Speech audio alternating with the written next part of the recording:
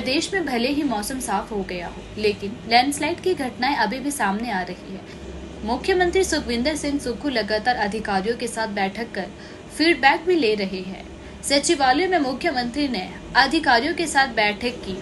इस आपदा के समय क्या जरूरी कदम उठाए जाने चाहिए, उस पर भी चर्चा की। बैठक में फैसला लिया गया कि शिमला शहर में फिलहाल खुदाई और निर्माण कार्यों पर रोक लगाई जाए और इसके साथ ही पेड़ कटान पर भी रोक लगाने का फैसला लिया गया है। मुख्यमंत्री सुखविंदर सिंह सुक्खू ने कहा कि प्रदेश में मौसम साफ हो गया है, लेकिन लैंडस्लाइड का खतरा बढ़ गया है। बीते दिन कुल्लू में भी लैंडस्लाइड हुआ है। अभी सरकार का पूरा ध्यान बागवानों के फल और सब्जी को मंडियों तक पहुंचाना है। इसको लेकर बैठक में चर्चा हुई है। बारिश के बाद जब धूप लगती है तो उसके बाद और लैंडस्लाइड्स होने का खतरा रहता है, जैसे कि पिछले कल कुल्लू में लैंडस्लाइड्स हुआ। मेन मकसद अभी भी हमारा ध्यान है कि जो सब्जी किसान की है, जो बागवान का फल है, वो मंडियों तक पहुंचे। अभी उस संदर्भ में बात हुई है और कुछ एक चीज़ों को हमने दोबारा से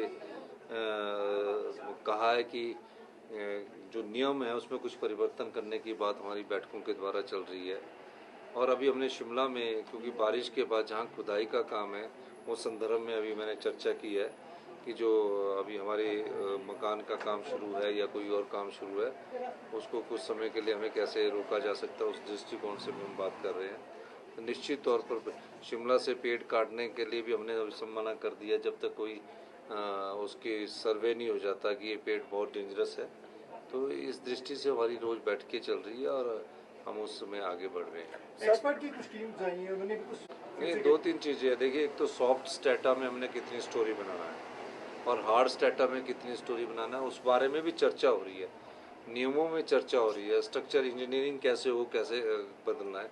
क्योंकि 40 साल से एक ऐसी व्यवस्था चल रही थी जिस पर कभी किसी ने ध्यान नहीं दिया। तो अब हमारे समय ये समस्या आई है, तो हम इस समस्या का समाधान के लिए आगे बढ़ रहे हैं। जिन आम परिवारों की, गरीब परिवारों की, लोगों की, कईयों के मकान धंस गए हैं, जमीन ही खत्म हो गई है, हमारी सरकार उस पर भी चर्चा कर रही है और हम इंतजार कर रहे हैं कि हमको कुछ या राष्ट्रीय आपदा घोषित किया जाए या कुछ हमारे को स्पेशल पैकेज रिलीफ के रूप में मिले। वो अगर मिलता है तो उससे भी हम कुछ लोगों को बसाने का काम करेंगे। और निश्चित तौर पर जिनकी ज़मीनें गई है उनके बारे में हम विचार कर रहे हैं। समस्या एफसी और एफआरआई एक्ट की तरफ है।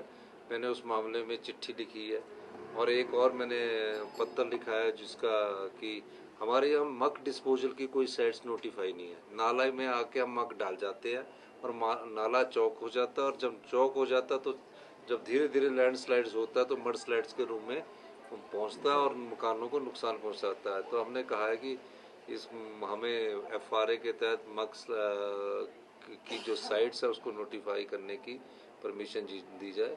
तो इस संदर्भ में अभी चर्चा चल रही है। सर, एक आप कि जिसकी जितनी सामर्थ्यता है और जो अपना कुछ भी योगदान देना चाहता है तो गूगल पे के द्वारा दे सकते हैं। हमारे बैंक अकाउंट है वो दे सकता है और उसको आयकर की धारा 80 के तहत नियमों में छूट भी है। और ये जितना भी पैसा है वो आम आदमी के विकास में और जिनके घर उजड़ गए हैं उनके घर बसाने में काम आएगा। बहुत बहुत धन्यवाद।